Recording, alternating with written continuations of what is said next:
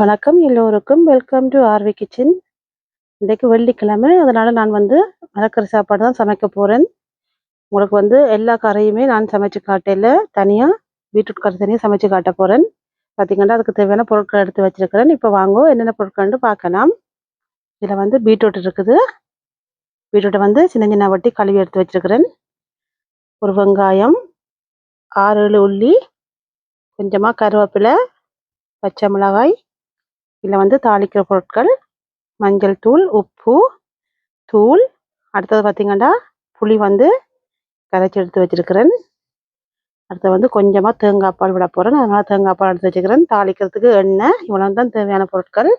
இப்போ வாங்கோ, நான் வெடியெல்லாம் வச்சு சமைக்க போகிறேன்.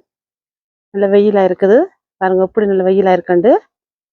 அதனால் நான் வெளியெல்லாம் வச்சு சமைக்க போகிறேன். இப்போ அடுப்பு ஆன் பண்ணுவோம். அடுப்பு ஆன் பண்ணிவிட்டு சட்டி வச்சாச்சு. சட்டி சூடாகட்டுக்கும்.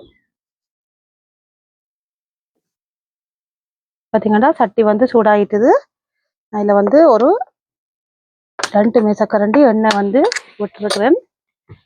இந்த பீட்ரூட் நல்லா வதங்கணும், அதுக்காக எண்ணெய் கொஞ்சம் கூட விட்டுருக்குறேன். அடுத்தது கடுகு, சீரகம் ரெண்டுமே நல்லா பொரியணும். பார்த்தீங்கன்னா கடுகு சீரகம் நல்லா பொரிஞ்சிட்டுது. இப்போ அடுத்தது வெங்காயத்தை போடுவோம். வெங்காயம், கொஞ்சமாக பச்சை மிளகாய் போடுறேன். உள்ளி நசிச்சு போட்டிருக்கிறேன். எல்லாத்தையும் கலந்து விடுவோம். அடுத்தது உப்பு, 1/2 தேக்கரண்டி உப்பு போட்டு என்னுடைய வதங்க விடுவோம். கொஞ்சமாக மஞ்சத்தூள் சேர்க்கிறேன். சேர்த்து இப்போ எல்லாத்தையும் வடிவாக கலந்து விடுவோம். கலந்து விட்டுட்டு வெங்காயம் நல்லா வதங்கணும். வதங்கினதுக்கப்புறம் பார்ப்போம். இப்போ பார்த்தீங்கன்னா வெங்காயம் ஒரு 3/4 பதம் வதங்கிட்டுது. இது நாங்கள் பீட்ரூட்டை போட்டு வதங்க விடுவோம். ஏனென்றால் பீட்ரூட்டும் வதங்கணும். இப்போ வெங்காயம் நல்லா வதங்கிச்சு என்றால் எரிஞ்சிடும். அதனால் இப்போ நான் பீட்ரூட்டை சேர்க்க போகிறேன். பீட்ரூட் ஏற்கனவே கழுவிட்டேன். இதை போட்டு வடிவாக கலந்து விடுவோம்.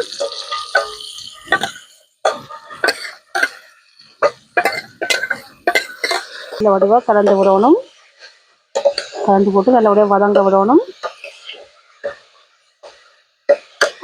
ஏற்கனவே உப்பு போட்டுட்டேன். அதனால் இப்போ உப்பு போடலை. நல்லா வதங்கினதுக்கு பிறகு பார்ப்போம். இப்போ பார்த்தீங்கன்னா நல்ல வடிவாக வதங்கிட்டுது. பாருங்க இப்படி வந்திருக்கண்டு கொஞ்சமாக வந்துட்டுது. இப்போ அடுத்தது நான் இதை தூள் சேர்க்க போகிறேன்.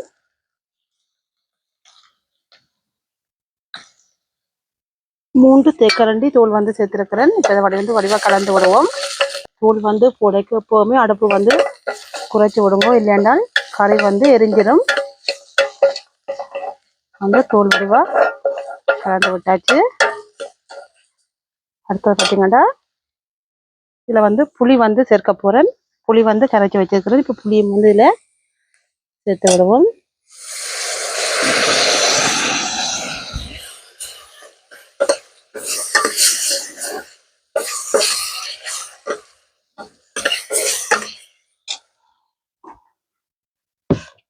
அடுத்த கொஞ்சமாக தண்ணி,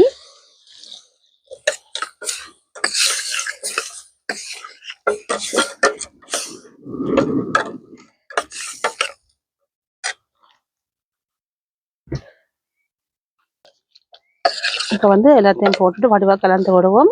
நீங்கள் விரும்பினா இதுக்கு தக்காளி பழம் கூட சேர்க்கலாம். தக்காளி பழம் டேஸ்ட்டாக இருக்கும். நான் புளி சேர்த்துருக்கிறேன். அதனால் தக்காளி பழம் சேர்க்கலை. நீங்கள் விரும்பினா சேர்க்கலாம். இப்போ உப்பு பார்ப்போம்.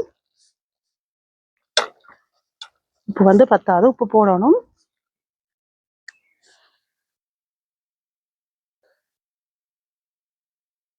இன்னும் ஒரு 1/2 தேக்கரண்டி உப்பு இதில் சேர்க்கிறேன். நீங்கள் உங்களோட டேஸ்ட்டுக்கு ஏற்ற மாதிரி உப்பை சேர்த்துக்கொள்ளுங்க.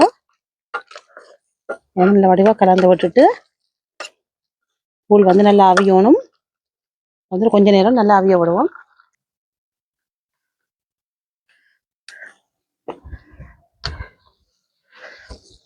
இப்போ பாருங்க, கிட்டத்தட்ட ஒரு 3 நிமிஷம் நல்லா அவிய விட்டுட்டேன்.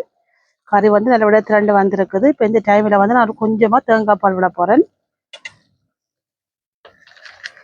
கொஞ்சமாக தேங்காய் பால் விடுவோம். விட்டுட்டு வடிவாக கலந்து விடுவோம். தேங்காய் பால் விட்டு சமைச்சோம்னா நல்ல டேஸ்ட்டாக இருக்கும் கறி. நீங்கள் விரும்பினா விட்டு சமைச்சு பாருங்க.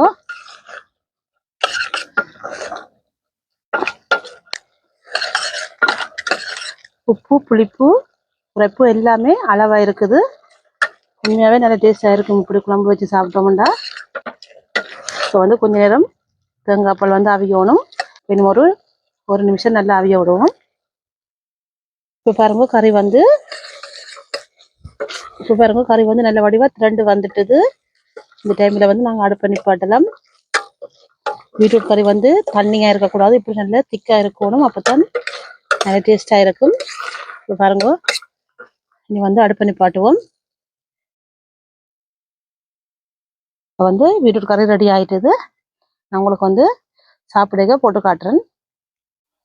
இப்போ பாருங்க நான் வந்து இன்றைக்கு சமைச்ச சாப்பாடை வந்து உங்களுக்கு காட்டுறேன். வந்து சோறு வந்து சமைச்சிருக்கிறேன், வெள்ளை சோறு. அடுத்தது வந்து பார்த்தீங்கன்னா பீட்ரூட் குழம்பு வந்து ரெடி ஆகிட்டுது. இது வந்து உங்களுக்கு சமைச்சு காட்டியிருப்பேன். இது வந்து பருப்பு சமைச்சிருக்கிறேன். அடுத்தது பார்த்தீங்கன்னா பால் சொதி,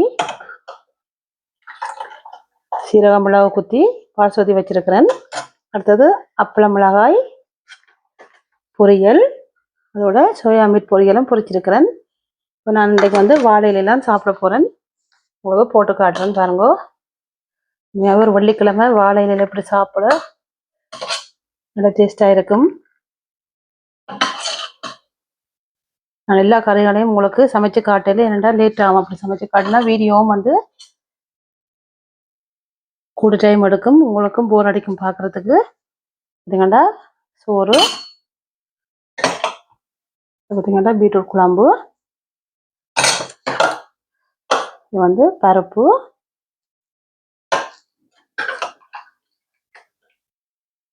பால் சொதி, சீரக மிளகாய் குத்தி போட்ட பால் சொதி, அப்பளம் மிளகாய், சோயா மீட் பொரியல். இது வந்து மஞ்சத்தூள், உப்பு, காஷ்மீர் சில்லி பவுடர், கார்ன்ஃப்ளவர் எல்லாம் போட்டு பொரிச்ச சோயா மீட். நல்ல பாருங்க நல்ல முறுமுறுப்பாக இருக்குது. அதோட எண்ணெயும் முழுக்காது. இப்படி பொரிச்சிங்கன்னா இப்போ பாருங்க சாப்பாடு எப்படி இருக்குண்டு. இது வந்து பயரில் செய்த பருப்பு. பார்த்தீங்கன்னா இதுதான் இன்றைய சமையல் என்னுடையது, வெள்ளிக்கிழமை. அதோட என்னுடைய வீடியோவை வந்து சப்ஸ்கிரைப் பண்ணி இதுவரைக்கும் எனக்கு ஆதரவு தந்து கொண்டிருக்கிற அனைத்து உள்ளங்களுக்கும் என்னுடைய மனமார்ந்த நன்றியை வந்து தெரிவித்துக் கொள்கிறேன்.